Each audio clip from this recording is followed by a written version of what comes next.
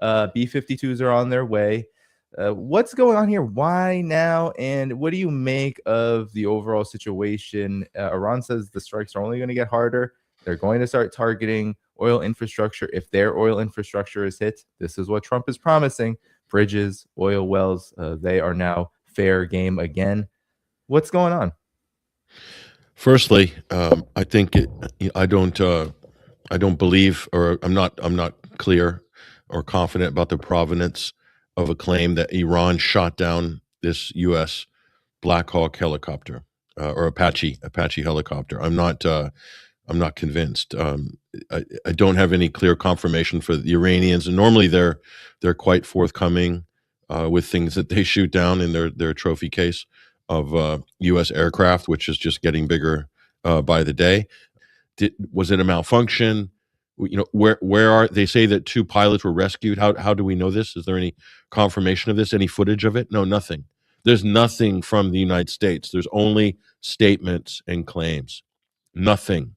So that's the first thing. So if that's the case, I mean, I really think it's important, because if this escalates, and who knows where it's going to lead, this is by design, this is a provocation, then, is the United States trying to in a way, you could say they're trying to recapture the escalation dominance. In other words, what Iran did this week was massive. They basically, during a lull in hostilities that's been like pretty much for a month, over a month, they then drew a red line regarding Lebanon and Israel, and then Israel stepped over that red line and Iran attacked. So that means at that point, Iran now controls the pace of action and reaction. That's where you want to be in any conflict. And they're very patient. They bided their time, and they seize the opportunity. And that means that everyone else has to conform to their pace, because and that includes the diplomatic side as well as the military side. So it's a massive advantage for Iran. So I would read this false flag personally as a way of the U.S. very deceptively and underhandedly, as expected, because you're dealing with America here, it trying to regain control of the pace of action, or what some people might call escalation dominance, or the escalation ladder, and so forth. So, because who knows where this would lead with Iran? I mean, they were able to basically pull Lebanon into the package of negotiations and enforce it. So that means the next step is pretty clear. They can pull Gaza into the negotiations package. And I feel like Iran has said that they want to do that. They are doing that. Yeah, this is the game changer. So that means you're in a totally different situation now in the region.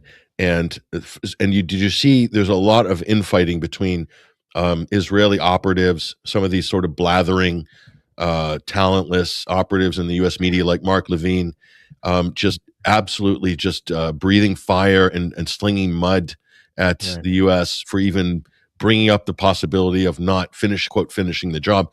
Israelis, politicians are smearing the United States, saying this is totally unacceptable. We're not going to listen to America. We need to do what's in our interests, and don't listen to Trump. Okay, these are people that were like erecting golden statues in honor of Donald Trump just a few weeks ago, and now all of a sudden he's out of favor. Why? Because there seems to be some friction between the U.S. and Israel, not fundamentally, but in terms of how this situation's being managed.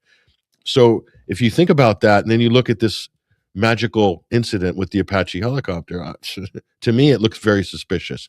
So that's the way I'm looking at it. So, but the point I'm making is, the fundamental point is, Iran has pulled a blinder. Okay, this is equal to the blinder they pulled by hitting the Gulf Arab states initially when 3 months ago when the hostilities began, because that pulled the region into the conflict. It made them co-belligerents. It created all kinds of pressure and friction politically between the Gulf allies and the U.S. and Israel, and also globalized the conflict when energy was throttled, and then the closure of the Strait of Hormuz was the sort of final act in that move. So that allowed Iran to punch way above its weight geopolitically. This latest exchange, or the drawing of the red line with Lebanon, allows Iran to punch above its weight in the region, but not really punching above its weight. I mean, it kind of establishes them as a bona fide superpower in the region. So higher than a mid-tier power, and just on the cusp of being a global superpower, if you consider the resource and the economic ramifications of the Persian Gulf as it is in the global economy. So that's a major thing. And the other thing is the U.S. and Israel have tried so hard to compartmentalize all these different conflicts, like Gaza separate from Lebanon and separate from Iran and Yemen. They're dealing with them separate. They want to do that, and they need to do that. And Iran's saying, no, this isn't how it's going. We're now putting the source of the hostilities against us and the Lebanon and the Palestinians is from the same source. It's Israel. So you're part of the negotiations now. You're part of any ceasefire agreement. It's going to be all encompassing. And so, and the important thing here, Danny, is this: a mid-tier power could never draw a red line on a moral basis. They can't. Only a superpower can. So Iran is attempting a bold move. This isn't out of character for them in terms of their statements, their constitution, what the value set of the Islamic Republic. They've always championed the Palestinian cause. Okay, but now it's in practice, and that is to me extraordinary. So we'll see if they're able to maintain this upper hand, as it were, militarily and diplomatic. When I say diplomatically, I'm not talking about real diplomacy here. And in that sense, the statements from the Iranian foreign minister and Ghalibaf about now they are pursuing their military aims concurrently with their political aims. So they're taking they've clicked into Clausewitzian mode, basically, that the military activity is an extension of politics by their means. So again, this is only a powerful geopolitical actor could take these positions. Only a normative power in the international system. So they're really distinguishing themselves from a lot of other countries, either stooges and lapdogs of the U.S. or rogue states that act outside of the international system and norms, like the U.S. and Israel. So, Iran's firmly in that China-Russia camp now. Geopolitically, and hence they will be recognized by other powers. And this is what I'll say too, Danny: if they stick to their guns and don't fold on these hard principles they've set, and don't back off or give any concessions to the U.S. or Israel, the European countries will begin to recognize Iran as not the problem. They'll then blame Israel for everything: Lebanon, Middle East, and the war in the Persian Gulf. So, and the U.S. of course is going to be blamed anyway because they started this with Israel. But more and more this reticence to blame Israel, and to because if you look at, for instance, just look at the UN, they try to Germany, France, and these quisling governments in Europe and Brussels tried to push a new sanctions package against Iran through the UN Security Council today. And the permanent representative for the Russian Federation, Nebenzia, basically, and China basically said, no, you're not going to do that. That's no basis in law. Forget it. It's not happening. And so that's how maniacal and how subservient the Europeans are to the U.S., that they would pull a move like that while Israel is carrying out genocide on 3 different fronts: Gaza, West Bank, and South Lebanon. I mean, who are these people? And on the back end, they're trying to ramp up a war with Russia and militarize the continent. I mean, it's just insane. So some of them are going to peel off, Danny, if Iran sticks to its guns. And Italy and Spain is a good example. They've opened diplomatic relations with Tehran. So we'll see. We'll see how because if Europe can't stay together on this, then that's big problems for the U.S., big problems for Israel, and big problems for Britain and Germany and France as well. They've been very staunch supporters of these war crimes that Israel and the U.S. are carrying out. Yeah, I think that's a great masterclass there on the huge implications of this escalation And in many ways, Europe will be indeed forced to get closer to Iran. And they flirted with that over the years, in large part because of how energy dependent they are, and their obsession with destroying themselves over Russia, and destroying their relationship with Russia definitely has huge consequences. So one thing I wanted to play you, though, Patrick, as we head into potentially another round of strikes, and I'm going to get to all that Donald Trump and the U.S. administration is saying, is there's a mood that's, I think, dampening the support for this kind of pretext that you outlined there around the Apache helicopter. I'm going to play you a Fox News report on this. And I think now, as time goes on, Iran is saying 70% of all their targets were hit, which is a large number. They at least fired 21, if not more missiles than that at these targets. That means F-35s are likely destroyed. And we've seen there's proof of this now from prior missile strikes by Iran, that Iran generally, they tell, like it or not, you don't have to like Iran, but they generally tell the truth, and then satellite imagery eventually confirms it. But here's Fox News talking about this Apache helicopter, and the narrative is becoming, well, Iran is still hitting us back, and that is almost now becoming a reason to escalate war even further, believe it or not. Which way, I know you're familiar with him, Patrick. I mean, he's literally a salesman for the military industrial Sales, complex. yeah, great name. He works for the Atlantic Council. I don't know what he's ambassador the Atlantic Council of. I don't know what that even means, but he is. But that narrative, I think, is so much where the U.S. regime is at right now with Iran, and it does demonstrate that they are very concerned about how Iran has essentially, by saying they need escalation dominance, they're admitting that Iran stationed F-35. So it only gets worse from here. Iran is saying they will hit energy infrastructure if the U.S. goes for its oil and gas infrastructure. So your thoughts, though, on that comment by Nathan Sales before we get to the Trump preparations for further war? If that's who's in the ear of the White House, and the Atlantic Council do play a big role in war hawkery in Washington. I mean, that's where they kept Mike Pompeo fed and watered while he was going around Fox canvassing for a vice presidential role in 2024, and it just fell flat. But it's a place where people like that, war hawks, Israeli operatives, can get paid and sort of keep their career moving along while they wait for Trump to come into office or whatever. But when he said, which is just, this shows you that these people are delusional. And if they're delusional and they're advising the White House, then you really need to entertain the possibility that the White House is delusional as well from a military point of view. And he said that this ceasefire has allowed Iran to rebuild its military or its armed forces. Can you rebuild a military in 4 weeks?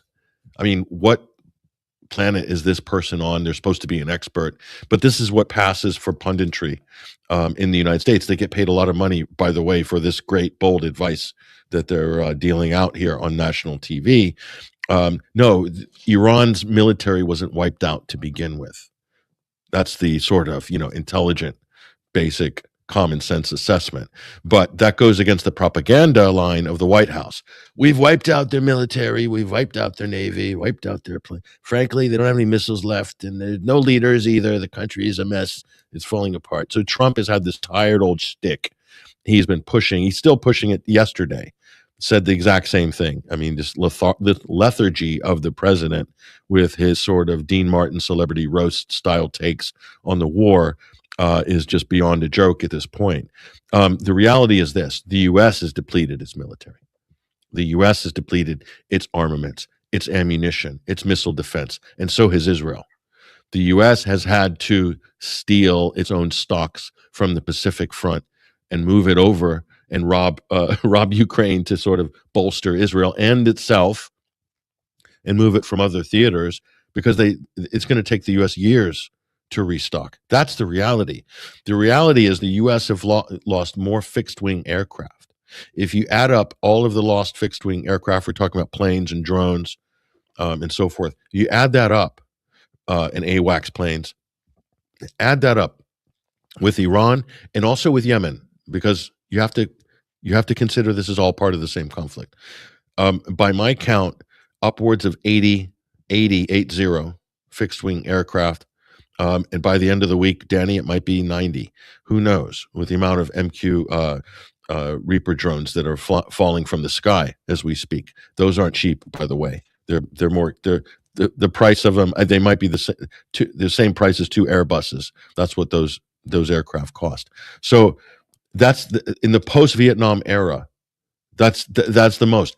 To give you an example of how devastating that is, in the first Gulf War in 1991 and the Iraq War in 2003, and 10 years of that fighting, the U.S. lost 75 fixed-wing aircraft, 75 during that entire 12-year stretch in the 2 different wars with Iraq, and not as advanced aircraft, by the way.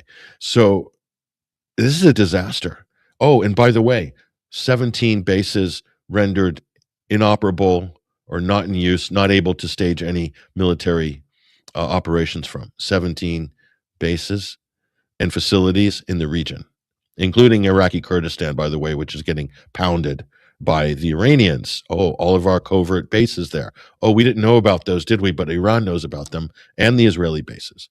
So from a U.S. military point of view, post-Vietnam, this is the worst defeat strategically for America in the last 50 years. That's the fact. The numbers don't lie. Pete Hegseth is the biggest failure as a defense secretary or a war secretary. Beyond a failure, it's disaster. It's a disaster. How these people are still in their jobs, how the president is still in office at this point. It's that in itself is quite a miracle, and it kind of says a lot about where the U.S. is politically, that this situation is allowed to stand, and the country's practically defenseless on a certain level, and the economy is a disaster. So yeah, I mean, 4.2% inflation, CPI in the month of what was that? The month of May. Up from triple 3.8%. The real figure will be triple that.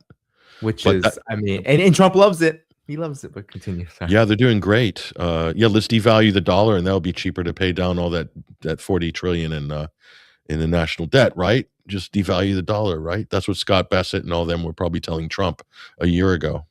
So on every single front, it's a defeat. Every single front, this is a massive defeat, and they're still carrying on like they got escalation dominance. And Trump is still touting this blockade, this blockade. And I'm telling you, the Iranians regard this not as a blockade. They're regarding it as a nuisance. It's a nuisance. And all the U.S. is doing is creating casus belli situations where, their Apache helicopters or planes or whatever or drones will get shot down, and it gives them an excuse to escalate. But I don't really believe, Danny, that they can sustain any kind of protracted exchange with Iran. They can't. Not to mention Iran's retaliation is going to compound the problems for the U.S. and Israel. It's really hard to see, where this is going. Well, Patrick, I think the conclusion from everything you just said, the only way to go is to do it anyway, is to strike it. I mean, that is the mindset of the U.S. regime, of the Trump administration, and of course its Israeli handlers, backers, partners, what have you. That's the direction. But as you said, it only gets worse from here. It doesn't get better. And we've heard before all of this started up again that the United States and Israel were planning at most 2 weeks more of strikes straight, that they can't sustain anything more than that. So whatever happens, those limitations are very real, and they are going to arise in the field of battle, and then of course in the economic